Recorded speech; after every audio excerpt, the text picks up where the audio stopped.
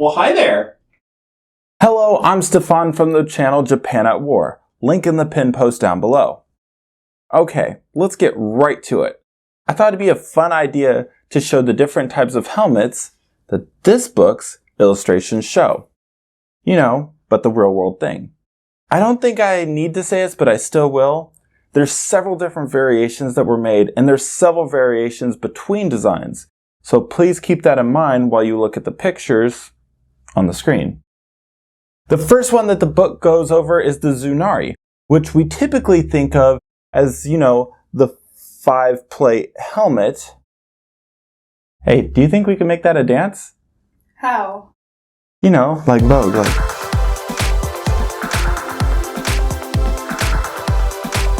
So anyways, the artwork doesn't really match the Tsunari, and names for armor weren't as specific or unified back then as they are now.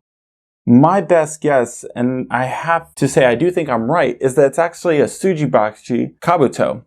The lines on the page look like the raised ridges of the plates, but also the tehen it makes me think that's not your typical Tsunari. The next helmet on the list is the Sakunari, which I think means head shape. Anyways, it's not an easy helmet to find on the internet, or at least Google wasn't that friendly to me as I searched for it. The third helmet on the list is the Saikabachi. I tried to find a more basic version and failed, so for this next image, please keep in mind that the horns and crest wouldn't be a part of every helmet of this style. It's typically a thick gauge metal plated helmet with rivets holding it together. On page 312 is a Shinari Kabuto, which is an acorn shaped helmet, and it doesn't get a lot of love. Like this video to show it some love. The idea of this helmet was that it would be able to redirect a blow greater than others. The next one is called Tokomuri, which was made to look like a court hat, the style of which was adopted from the Chinese guan. Once you see them side by side, you'll actually never be able to unsee it. What do you think? Okay, I have to admit I'm stumped with this one. I haven't been able to find really anything about the Tobigashira. I did find a glossary for a Kabuki theater list that says it translates as fireman's boss, and they had the same kanji as in this book. Definitely link me down below if any of you know anything. Oh, and Pixar, it didn't happen, just saying. Next is the Momonari, the peach-shaped helmet. And I have to say, over the past couple months, I've really started to like this helmet. Some quick history on this particular style. When European-style firearms made its way to Japan, guns were not the only thing that was traded for. Sometimes armor, like this kabase, was also bought. Native armorers in Japan would then use these as examples to inspire the Momonari. And they have at times described it as bulletproof. Also, the daimyo Tachibana Muneshige equipped several of his men with gold Kinpaku helmets of this type in the invasion of Korea.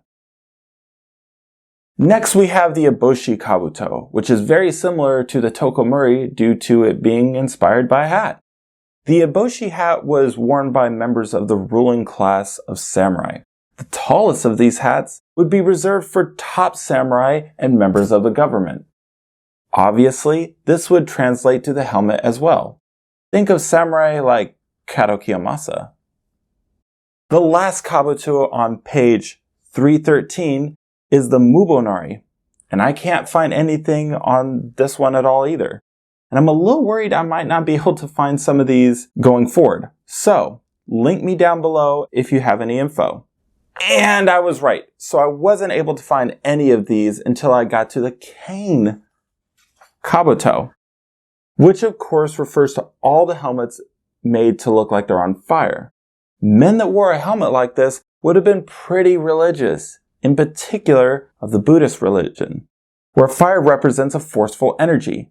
Okay, so the next one is very similar to the Shinari helmet, but it's called a topai or cone-shaped helmet. Honestly, they're pretty much the same thing at times, and a great example of how classification with armor is finicky at best. The Uonari is pretty much a Kawari Kabuto, but specifically one that has a fish on top of its head. This could be lacquered paper, leather, and even could have been made out of hammered out metal. It's hard to say if all these mediums would be what the original author meant, or just one particular one. The next one is the Tatami Kabuto, and judging by the picture, the Chochin Kabuto specifically. These are actually really cool. You want something that you can store away? Don't have a lot of space? No problem. These were made with that in mind. They fold up, and when you need it, you just put it on your fist like it's a stand, and with your other hand, set up the little bar, and now the bowl won't fold up on you anymore. It's honestly pretty simple and pretty brilliant because of that. Now on the next page, we have the Ichinotani Kabuto, and this is what most people will think of, which was famously worn by Kuroda Nagamasa at the Battle of Sekigahara. He was also in a little thing called the Imjin War, which I'm actually covering. You know, just throwing that out there. No big deal. Anyways, this one's a bit different as it refers to the wave-like plate, and really everything else can be pretty different like these. Oh, by the way, this is also in reference to the Battle of Ichinotani from the Genpei War. Apparently is also the last recorded battle where crossbows were used. Now I wasn't able to find anything about the Juogashira, but it's possible it's just a straight plated version. So the Nashiuchi is the very last one on this page. And I'm going to lay out a theory. Is this possibly designed after a hat? Possibly a European one? There has been other helmets designed to look like European hats before. Check these out.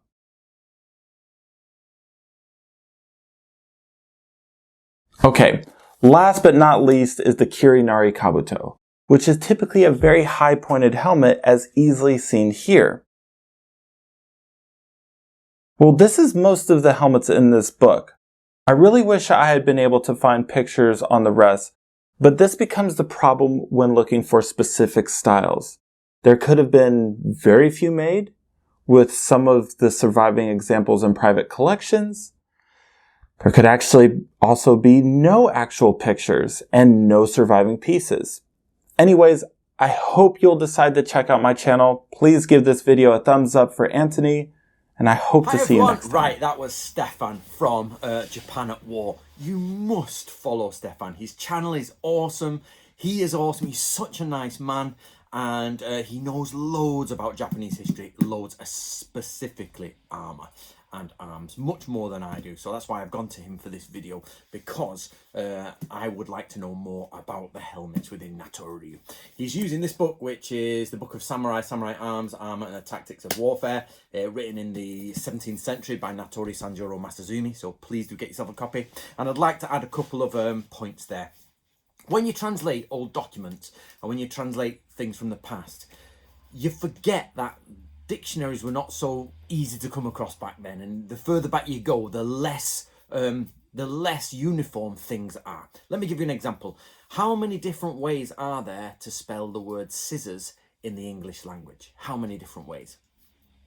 None, apparently just one. There isn't a different way. There's only one way to spell scissors, surely. There's the right way and the wrong way. Well, actually, I have a book round here, but I've got millions of books, so I can't dig it out at the minute. And it actually says there are over 100 ways to spell the word scissors recorded in the English language. What's that got to do with Japanese helmets? Basically, there isn't uniformity until later. Uniformity comes basically after the Industrial Revolution, after printing is big and, you know, digitalization comes in, and suddenly, even up to the late 20th century, there are spelling differences around, you know, around the world, especially in the more rural parts of the UK. Vocabulary is different. If you go back to the 1950s in the north of England and the 1950s in the south of England, sometimes they just can't understand each other. If you try watching an interview with an Irishman from the 1950s or 60s, you can't, and I was brought up with the Irish, I've got 50% Irish DNA, and you can't understand the word they're saying. You're like trying to keep up. Same with Scottish friends. The point being is, back in those days, you got people swapping things around, you got different pronunciations, you got different spellings, you got different versions of it, because a person here is not talking to someone 400 miles away, and they're not saying, well, actually, we'll do it this way. They're different things. Now, in the Edo period, the early Edo period, things were starting to unify, and of course, there is unification among Japan from the beginning. But there are certain things that go in and out of variation. So we found this even within the school. The Takahimo cord is sometimes described as at the waist and sometimes described as up here. And even within the same school, because some of the commentaries in this are over 100 years apart. So it shows that even as, you know, time is going on within the same area, within the same school, things were happening. That's because by 1700, when the commentators are talking, unification has come, and people are saying, well, and if you're one school and everybody else starts using a word to mean one thing, you can't continue to use that word to mean something different. So bit by bit, that's how unification happens of language. So bit by bit, the pressure, the social pressure breaks away, and they flatten everything out, which leaves things before it as incorrect or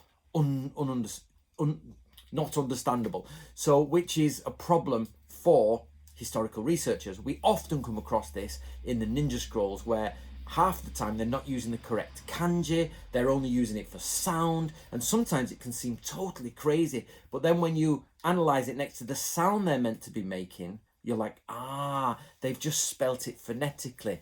So that's how they've done it. They've phonetically spelt it out with ideograms or ideograms and characters, Chinese characters. So what you have to be careful here is that we have to find out if something's a transcription error, which means it's a mistake, or if it's a regional variant. Of course, we did this with all the helmets, and I too would like to find some of these helmets that we just can't find.